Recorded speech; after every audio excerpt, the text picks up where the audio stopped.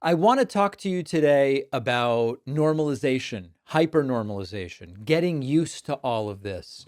There is a point in every kind of slow motion collapse where people adapt. People stop reacting. Outrage at what's going on around us starts to wear off, and the shock fades. And things that were once unthinkable kind of become normal. And then we get back on TikTok, or we go bowling, or we do whatever it is that we do.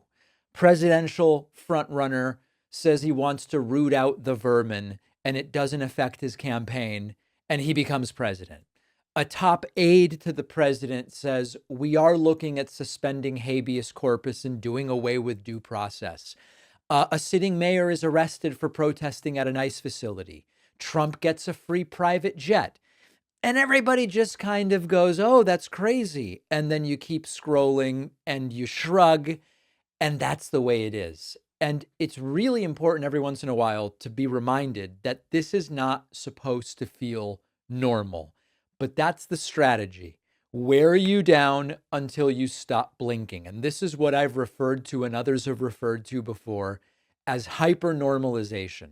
This is when the body and the mind enter a state where the system around us is so obviously broken and so absurd and dysfunctional that people know it, but you keep going anyway because nothing makes sense and everything sort of keeps functioning and an absurd new baseline is established. I struggle with this. I maybe even more than you because I'm steeped in this stuff every day.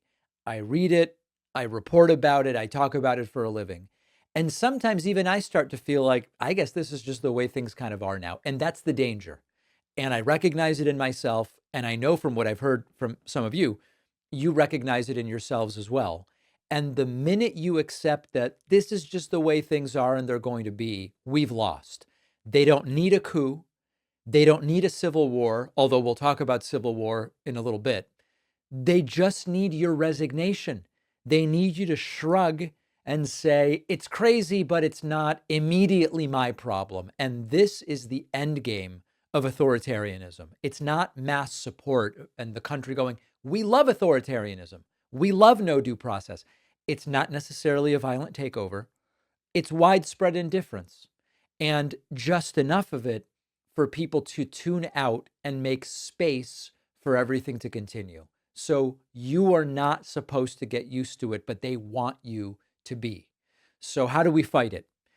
We fight normalization by refusing to forget how it used to be before it got this insane.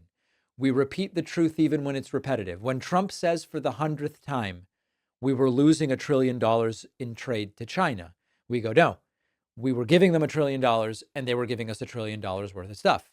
You bring up the past, even when we're told you've got to move on. You connect the dots, even when the dots are exhausting between ignoring courts and suspending habeas corpus and mass deportations and no due process. We connect it and we tell the whole story.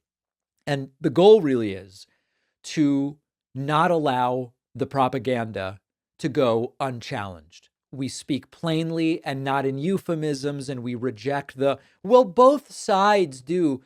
When only one side is dismantling democracy, we stop pretending that it's a both sides thing. And then finally, and this one's harder, we make people feel the insanity again. Not just think, oh yeah, this is bad. This didn't used to be this way. People have to feel the appropriate emotions. And so if outrage and fear and urgency are appropriate, then we need people to feel that. Because the whole end game here is numbness.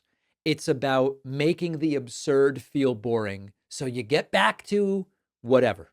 Pickleball, right? Pickleball is great, by the way.